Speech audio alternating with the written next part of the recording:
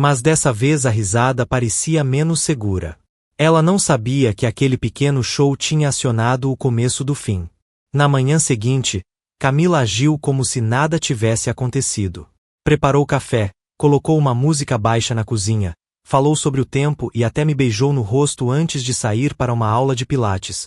A mesma aula da qual vinha voltando tarde havia semanas, sempre com desculpas vagas. Vi a porta se fechar e senti uma calma pesada, quase definitiva. A mensagem que eu tinha enviado na noite anterior já estava nas mãos de um investigador particular com quem eu havia trabalhado anos antes em um caso empresarial delicado. A resposta dele foi curta: deixa comigo. Pedi que acompanhasse Camila com discrição durante 19 dias. Eu não esperava uma surpresa, porque no fundo eu já sabia que a aliança jogada sobre a mesa não era o verdadeiro problema. O problema eram os padrões, os segredos e a arrogância com que ela acreditava esconder tudo atrás de um sorriso bonito. No trabalho, ninguém mencionou diretamente o ocorrido, mas eu percebia o silêncio. Quando eu passava perto da copa, as conversas baixavam. Naquela tarde, Dr. Álvaro entrou na minha sala, fechou a porta e disse: pelo que vale, você lidou com aquilo com muita dignidade. Nem todo homem teria esse controle. Agradeci. Aquela frase simples confirmou o tamanho da cena que Camila tinha criado. Naquela noite, ao chegar em casa, encontrei minha esposa na sala, com uma taça de vinho e aquela expressão doce que ela usava quando queria reescrever a história a favor dela. Dia difícil? Perguntou. Nem tanto, respondi, pendurando o paletó. Ela me observou com cuidado. Você está muito calado. Ainda está irritado por causa de ontem? Virei-me devagar para ela. Não estou irritado, eu disse. Estou aprendendo. Ela soltou uma risada nervosa. Aprendendo o quê? Como as pessoas mostram quem são quando acham que ninguém está registrando. A expressão dela mudou quase nada, mas eu percebi. Rafael, você está me ameaçando? Não, respondi com suavidade. Só estou ouvindo melhor. Aquela frase a deixou calada pelo resto da noite. Nos dias seguintes, ela tentou compensar demais. Preparou jantares que não fazia havia meses. Me ligou na hora do almoço. Mandou fotos do pôr do sol com mensagens dizendo que estava pensando em mim. Para outra pessoa, aquilo poderia parecer carinho. Para mim, parecia encenação. Eu já não olhava para a superfície. Eu estava esperando a verdade aparecer. Na quinta-feira à noite, o investigador me ligou. É melhor você se sentar, ele disse. Eu me sentei. Ele falou de um homem chamado Caio, instrutor de treinamento funcional em uma academia no Água Verde, onde Camila dizia passar parte das tardes. Havia jantares depois das aulas, encontros em fins de semana, recibos de hotel perto da Avenida 7 de Setembro, fotografias claras e mensagens suficientes para não deixar espaço para dúvida. Poucos minutos depois, recebi uma pasta protegida. Abri e não senti fúria. Não senti vontade de quebrar nada. Só senti confirmação. Camila vinha vivendo como solteira muito antes de tirar a aliança diante de todos. O irônico era que ela tinha me humilhado em público porque achava que ainda tinha poder sobre mim, sem perceber que já tinha perdido esse poder havia muito tempo. Não a confrontei naquela noite. Esperei até o sábado, quando ela sugeriu irmos ao aniversário de sua amiga Bianca em um restaurante movimentado no centro de Curitiba. CDI. Ela tinha querido plateia. Eu também. O lugar estava cheio de risadas, cheiro de pão quente, alho, vinho e conversas atravessadas. Camila estava radiante, agora interpretando o papel de esposa perfeita. Andava de braço dado comigo, falava com doçura e sorria como se fossemos um casal estável. No meio do jantar, Bianca fez uma brincadeira. Camila, desta vez tenta não perder a aliança. Todos riram. Camila revirou os olhos e me lançou um sorriso calculado. Nem me lembra. Rafael nunca mais vai me deixar esquecer isso. Eu levantei minha taça e disse com calma. Na verdade, eu já deixei isso ir por completo. A mesa ficou imóvel. Camila franziu a testa. O que isso quer dizer? Recostei-me na cadeira. Quer dizer que finalmente segui seu conselho. Meu conselho. Você disse para eu relaxar, me divertir um pouco. Então eu fiz isso. Tirei o celular do bolso interno do paletó e o coloquei sobre a mesa. Na tela apareceu uma foto de Camila e Caio saindo de um hotel, abraçados com uma intimidade que não precisava de legenda. A cor desapareceu do rosto dela. Bianca levou a mão à boca. Alguém murmurou: "Meu Deus!" Camila me encarou com os olhos arregalados. "Rafael, por favor, aqui não." "Por que não?" perguntei. "Da última vez, você não se incomodou em ter público." Ela tentou pegar o celular, mas eu retirei antes. "Uma vez eu te disse que escolhas têm consequências." Você riu.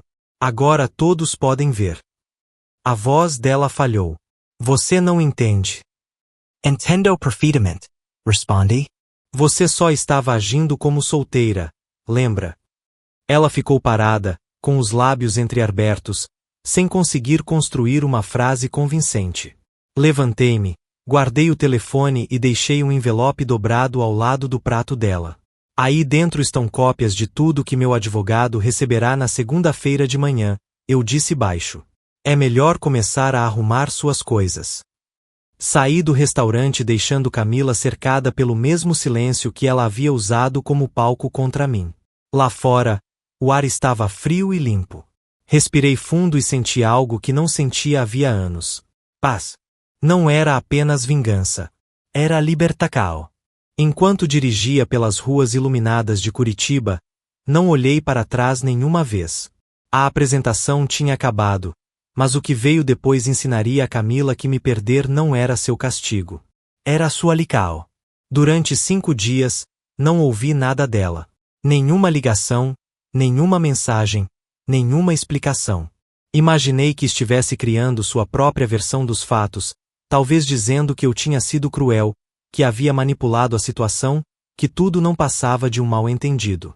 Mas eu conhecia Camila bem demais. Quando ela ficava em silêncio, não era culpa. Era estratégia. Por isso.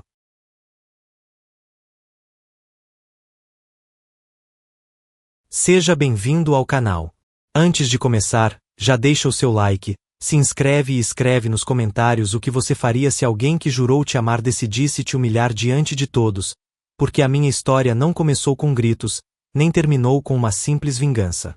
Começou quando minha esposa se levantou no meio de um jantar elegante, ergueu a taça com um sorriso gelado e disse, em voz alta, "A liberdade." Depois, tirou a aliança do dedo e largou sobre a toalha branca da mesa, como se aquele pequeno círculo de ouro não carregasse quase 9 anos de casamento, noites difíceis, promessas, sacrifícios e tudo que eu tinha tentado salvar em silêncio. Algumas pessoas riram por nervosismo, outras fingiram olhar para o prato, e houve até quem batesse palma sem entender se aquilo era uma brincadeira de mau gosto ou uma cena constrangedora demais para ser interrompida. Eu continuei sentado, imóvel, olhando para Camila sem dizer uma palavra. Todos pensaram que ela tinha acabado comigo ali, diante dos sócios do escritório, dos colegas e de pessoas que eu via todos os dias no trabalho. Todos imaginaram que eu engoliria a vergonha, sorriria por educação e fingiria que aquilo fazia parte de um casamento moderno e divertido.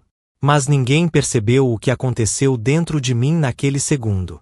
Enquanto Camila saboreava o próprio espetáculo, alguma coisa em mim morreu de forma silenciosa.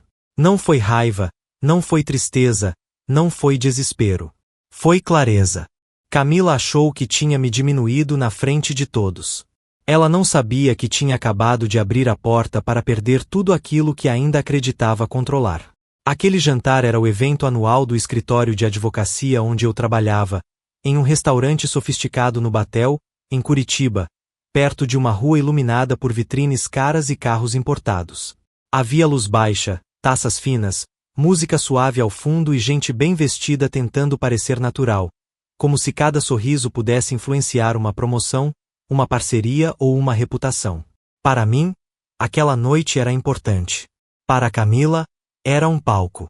Ela sempre gostou de ser observada. Gostava de entrar em um lugar e sentir que as pessoas reparavam no vestido, no cabelo, na maneira como ela andava, na forma como falava.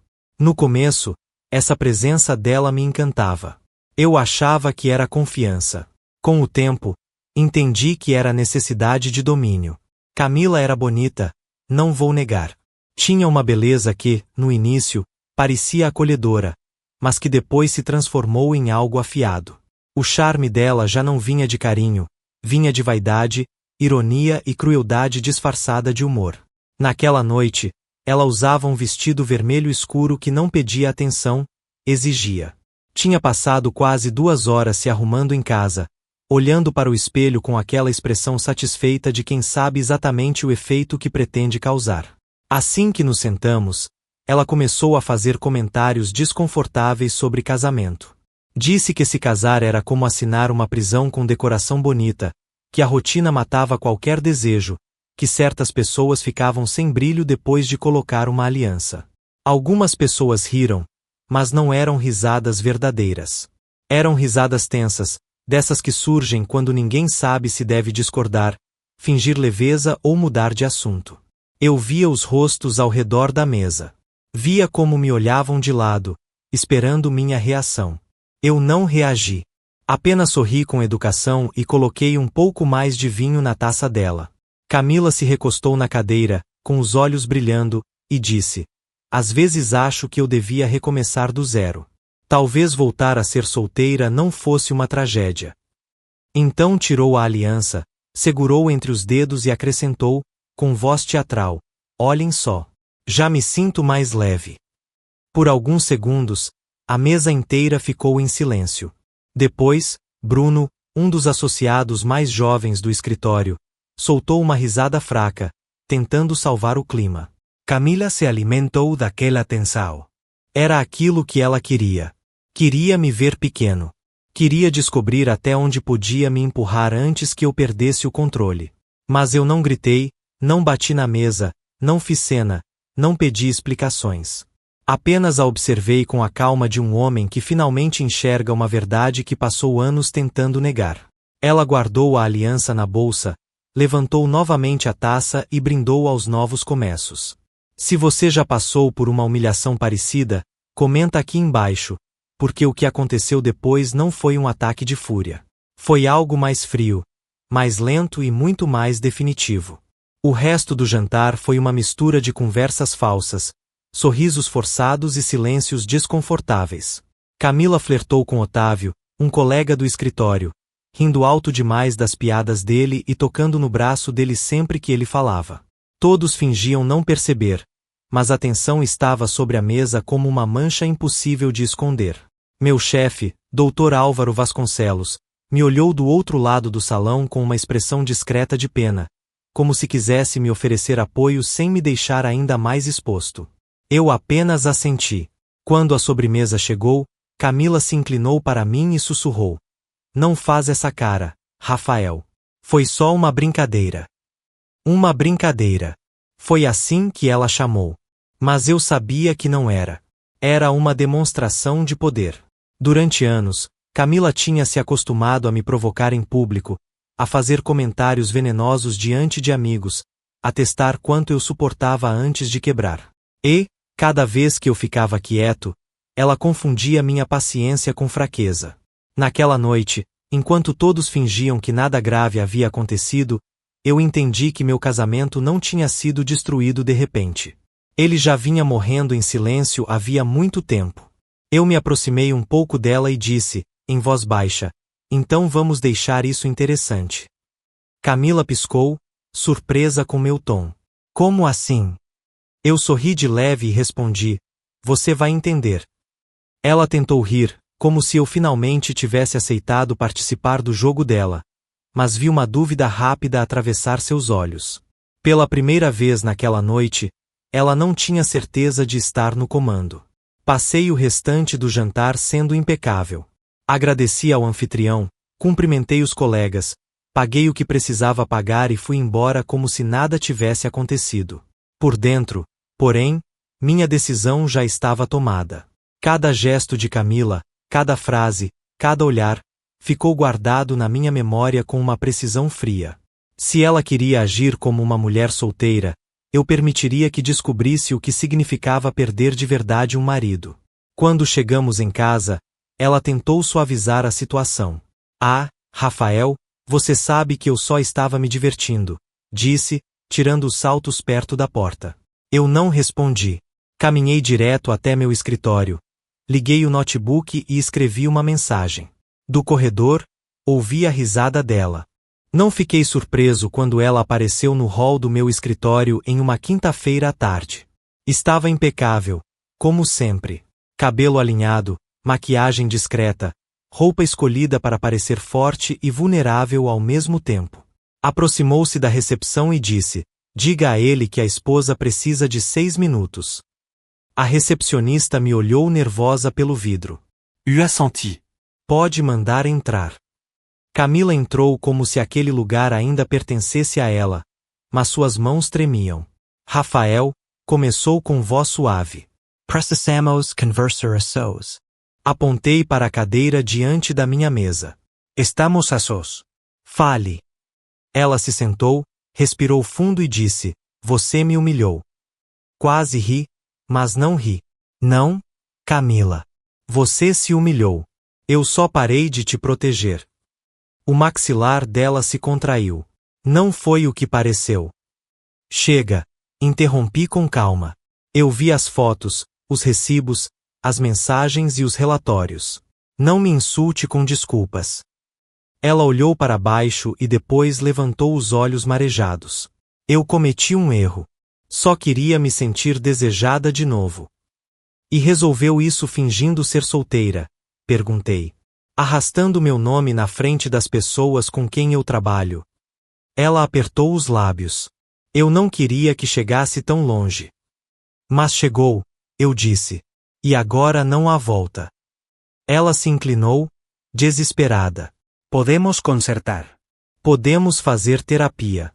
Podemos recomeçar. Balancei a cabeça devagar. Camila, eu já não estou furioso. Essa é a parte que você não entende. Eu terminei. Ela me encarou por alguns segundos, e então a máscara começou a cair. A expressão dela endureceu. Você acha que vai sair disso como vítima, disse com amargura. Acha que as pessoas não vão enxergar o que você fez como vingança. Elas podem pensar o que quiserem, respondi. Eu vou dormir em paz. Ela se levantou de repente. Você vai se arrepender, Rafael. Sorri de leve. Eu já me arrependo. De ter ficado tempo demais. Ela saiu furiosa e bateu a porta com tanta força que o vidro vibrou. Minha assistente colocou a cabeça para dentro. Está tudo bem. Melhor do que esteve em anos, respondi. Naquela noite, enviei toda a documentação ao meu advogado. Fotos, mensagens, recibos e relatórios datados. Na manhã seguinte, ele entrou com o pedido de divórcio usando todas as provas necessárias. Antes do fim do dia, Camila foi notificada na própria academia, pouco antes de uma aula da manhã. As ligações começaram quase imediatamente. Primeiro vieram as lágrimas. Por favor, podemos conversar. Depois veio a negociação. Vamos dar um tempo, mas não precisamos nos divorciar. Em seguida, veio a raiva. Você está destruindo minha vida. Cada mensagem era mais desesperada que a anterior. Eu não respondi a nenhuma. Na segunda-feira seguinte, meu advogado me avisou que Camila havia contratado representação e queria mediação. CDI. A reunião foi marcada para a semana seguinte em um prédio comercial perto do centro cívico. Era um lugar cinza, frio, com café ruim e uma mesa longa feita para pessoas falarem como adultas, mesmo quando por dentro queriam se destruir. Quando cheguei, Camila já estava lá. Parecia menor, como se todo o orgulho que carregava tivesse se tornado pesado demais. O advogado dela, um homem magro com sorriso polido, falou sobre resolver tudo de forma civilizada. Eu a senti. Era exatamente o que eu queria. Revisamos as finanças. O apartamento principal era meu desde antes do casamento. Estava quitado e o registro tinha apenas o meu nome. Minhas contas principais estavam protegidas por um acordo pré-nupcial. Os investimentos mais importantes também. A cada documento que meu advogado colocava sobre a mesa, a confiança do advogado de Camila desaparecia um pouco mais. Ela não dizia nada. Apenas torcia um lenço entre os dedos, olhando para a madeira escura da mesa. No fim da sessão, o advogado dela pediu uma pausa. No corredor, Camila segurou meu braço. Rafael, por favor, eu não consigo viver assim. Eu faço qualquer coisa para isso ser menos duro. Olhei para ela por alguns segundos, procurando algum resto da mulher que um dia pensei conhecer.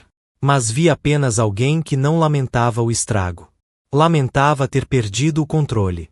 Você já facilitou tudo, eu disse. Me mostrou quem era. Afastei-me antes que ela respondesse. Naquela noite, peguei as últimas coisas que ainda estavam na casa e deixei as chaves sobre a bancada da cozinha. Os cômodos pareciam vazios, como um palco depois que os atores vão embora. Mas não senti perda. Senti alívio. Mudei-me para um apartamento menor no bairro São Francisco, com paredes claras, móveis simples e um silêncio que, pela primeira vez, não pesava. Aquele silêncio não era castigo. Era descanso. Nos dias seguintes, a notícia se espalhou pelo escritório. As pessoas tentavam não mencionar, mas eu percebia a mudança nos olhares. Já não havia pena. Havia respeito. Uma tarde, Dr. Álvaro me chamou à sala dele. Rafael, vamos reorganizar a liderança no próximo trimestre, disse. Quero você na lista final para sócio.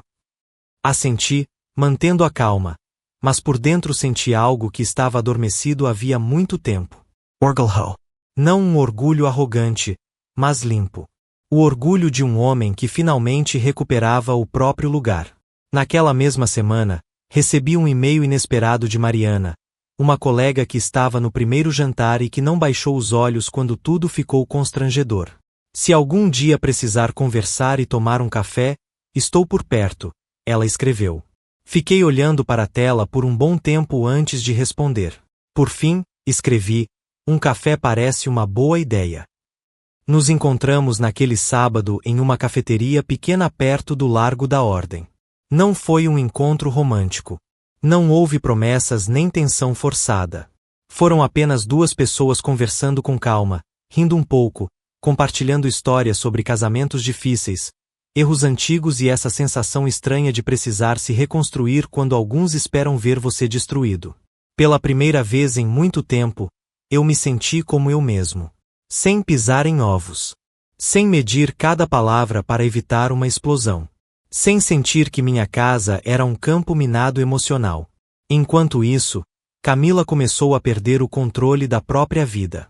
A academia a afastou depois que alguns clientes reclamaram de seu comportamento instável e dos rumores que já circulavam. Algumas amigas deixaram de atender suas ligações.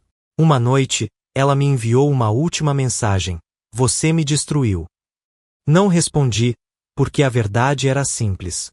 Ela já tinha se destruído muito antes de eu colocar aquele celular sobre a mesa do restaurante. As semanas viraram meses, e minha vida começou a parecer estranhamente tranquila. Minhas manhãs eram simples. Café preto, luz entrando pelas persianas, o som distante da cidade acordando. Não havia discussões, portas batendo, silêncios carregados de ameaça. É curioso como a paz pode parecer luxo quando você passou tempo demais vivendo dentro do caos. Meu advogado concluiu os papéis do divórcio no começo do verão. Assinei sem hesitar. Quando Camila recebeu a cópia dela, tentou me ligar de novo, mas deixei o telefone tocar. Aquele capítulo já estava fechado. A audiência foi rápida.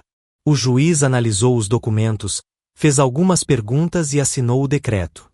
Uma assinatura bastou para encerrar quase 9 anos de casamento. Pensei que sentiria dor, nostalgia ou tristeza atrasada, mas o que senti foi limpeza, como se eu tivesse passado anos prendendo a respiração e finalmente pudesse soltar o ar. Naquela noite.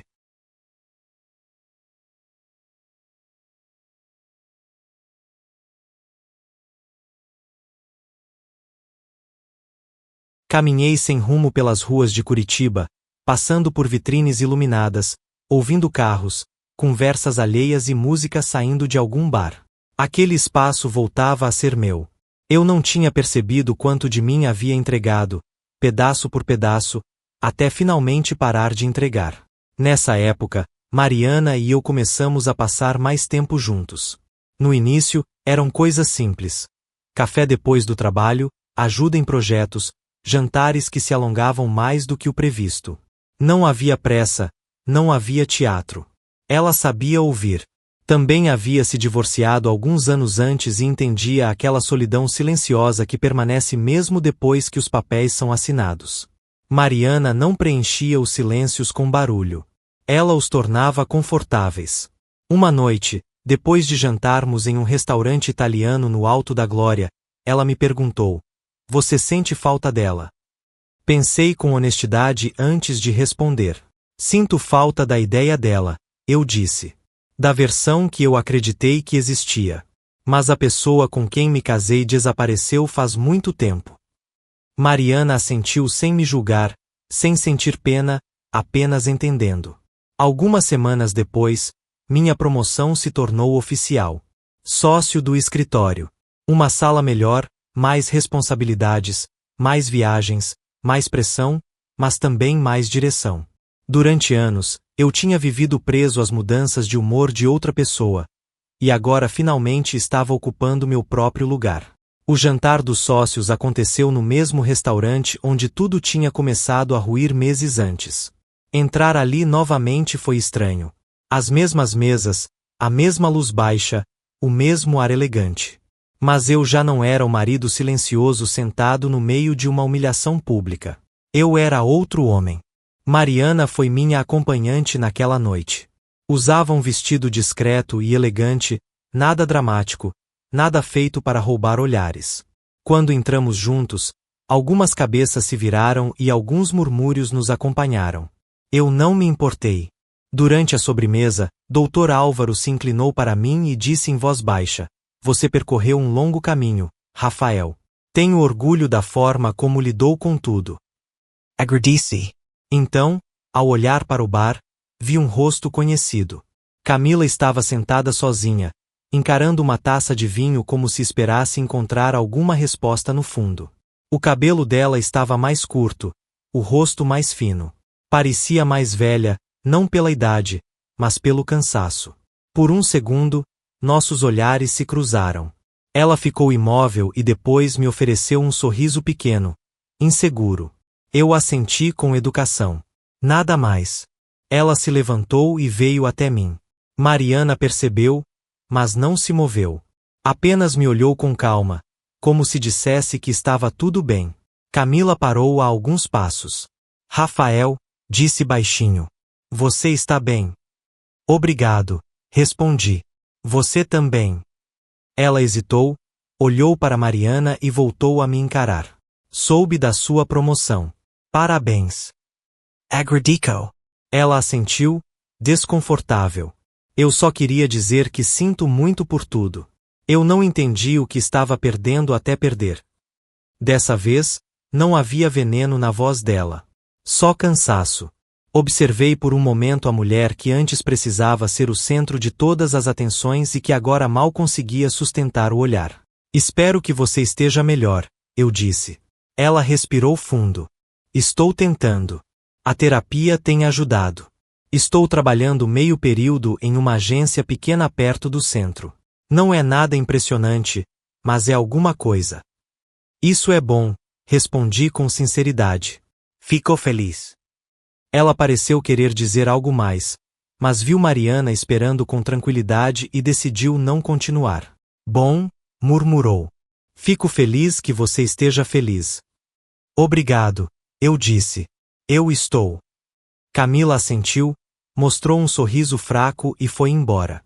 Eu a vi sair sem sentir raiva nem triunfo. Só encerramento. Mariana tocou meu braço com delicadeza. "Você está bem?" "Estou", respondi. "Mais do que bem." Quando saímos mais tarde, a cidade ainda estava úmida de uma chuva recente, e as luzes refletiam no asfalto. Caminhamos até o carro, e Mariana deslizou a mão dentro da minha. Foi natural, fácil, sem esforço, sem jogos, sem medo, sem a necessidade de provar nada. Pela primeira vez, entendi que a felicidade não nasce de mostrar que alguém estava errado sobre você. Ela nasce quando você entende que fez o que era certo para si mesmo. Alguns meses depois, encontrei Camila outra vez em um mercado no Bigorrilho. Ela estava com um homem da idade dela, rindo baixo enquanto comparavam garrafas de vinho. Quando me viu, sorriu. Não era aquele sorriso falso que usava como máscara. Era um sorriso pequeno, real, quase agradecido. Retribuí com um leve aceno e segui meu caminho. Aquele foi o encerramento verdadeiro. Depois disso, a vida se acomodou em algo estável. O trabalho me preenchia. Mariana e eu mantínhamos tudo simples e honesto. Em algumas tardes, sentávamos na varanda do meu apartamento olhando o pôr do sol entre os prédios sem dizer nada. Ela apoiava a cabeça no meu ombro, e eu pensava em como é estranho encontrar paz depois do caos, e em como é difícil se reconstruir sem deixar que a amargura transforme você em alguém que não reconhece. Mas eu consegui. Não com um grande gesto, e sim com pequenas decisões silenciosas. Às vezes, ainda lembro daquela noite em que Camila tirou a aliança e todos riram. Eles pensaram que eu tinha sido quebrado, mas aquele foi exatamente o momento em que comecei a acordar. Aprendi que o silêncio nem sempre é fraqueza. Às vezes, é poder esperando o momento certo. E quando você finalmente para de tentar salvar pessoas que não querem mudar, a vida começa a devolver tudo aquilo que você achava ter perdido. Se você ouviu essa história até o final, se inscreve no canal, deixa seu like e comenta o que teria feito no meu lugar, porque às vezes as histórias que começam com traição não terminam com vingança. Terminam com algo muito mais valioso: liberdade.